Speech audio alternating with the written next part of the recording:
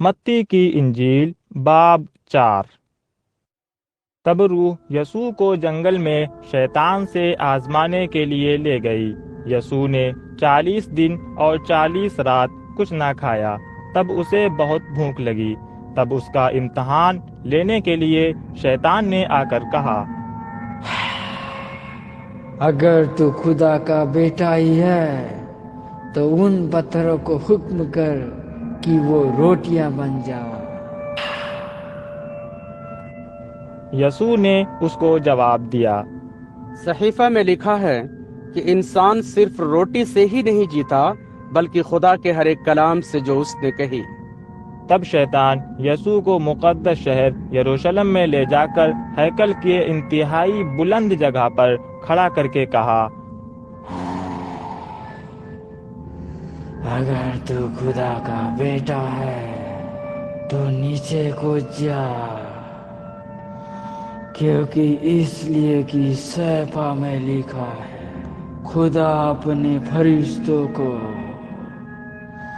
तेरे लिए हुक्म देगा कि पत्थरों से तेरे पैर को चोट ना आए, और वो अपने हाथों पर तुझे उठा लेंगे। तब यसू ने जवाब दिया, ये भी कलाम में लिखा है, खुदावंद अपने खुदा का तो इम्तहान न ले।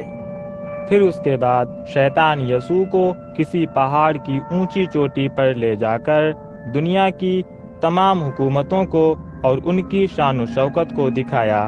शैतान ने उससे कहा, अगर तू मेरे सामने सिजदा करे तो मैं तुझे तमाम चीजें अता करूंगा। यसू ने शैतान से कहा, ऐ शैतान, तू यहाँ से दूर हो जा। ऐसा कलाम में लिखा हुआ है, खुदावंद अपने खुदा को ही सिजदा करना और उस एक ही की इबादत करना। तब इब्लीस यसू को छोड़कर चला गया। फिर फरिश्ते आए और उसकी खिदमत में लग गए। यसू को ये बात मालूम हुई कि यूहन्ना को कैद में बंद कर दिया गया है, जिसकी वजह से यसू गलील को वापस लौट गया। यसू नासरत में नहीं रहे और झील से करीब कफरनहूम के गांव में जाकर रहने लगे, और ये गांव जबूलून और नफ्ताली की सरहदों से करीब है।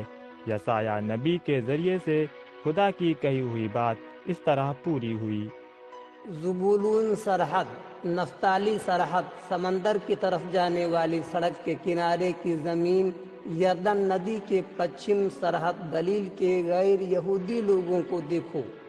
लोग अंधेरे में ज़िंदगी गुजार रहे थे। तब उनको एक बड़ी तेज़ रोशनी नजर आई।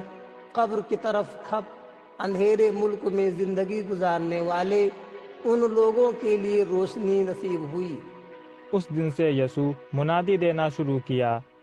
गलील झील के किनारे पर यसू टहल रहे थे। उसने शमऊन, उसको पतरस के नाम से भी जाना जाता है, और उसका भाई अंदरियास को देखा। ये दोनों मछेरे उस दिन झील के किनारे पर जाल डालकर मछलियां पकड़ रहे थे।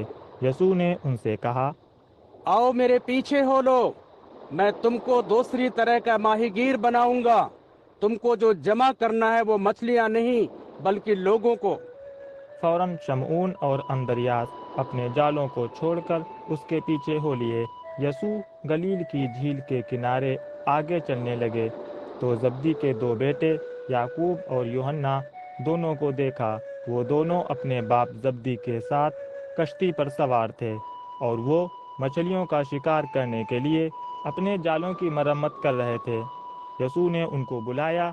तब वो कश्ती को और अपने बाप को छोड़कर यसू के साथ हो लिए। यसू गलील के तमाम इलाकों में गया। यसू यहूदियों की इबादत गाहों में तालीम देने लगा और खुदा की बादशाहत के बारे में खुशखबरी की मुनादी देने लगा। यसू तमाम लोगों की बीमारियों और खराबियों को दूर करके शिफा दी। यसू की खबरें तमाम मुल्क सूरिया में फैल गईं। लोग तमाम बीमारों को यसू के पास लाना शुरू किए। वो लोग जो मुख्तलिफ किस्म के इमराज और तकालीफ में मुब्तला थे, और बाज़ तो शदीद तकलीफ और दर्द में बेचैन थे, और बाज़ بدروحوں کے اثرات سے متاثر تھے، ان میں بعض مرگی کے بیماری میں مبتلا تھے اور بعض فالج کے مریض تھے۔ یسوع نے ان سب کو شفا بخشی۔ بے شمار لوگ یسوع کے پیچھے ہو لیے۔ یہ لوگ گلیل سے، 10 دیہاتوں سے، یروشلم سے، یہودا سے اور دریائے یردن کے اس پار والے علاقے سے آئے ہوئے تھے۔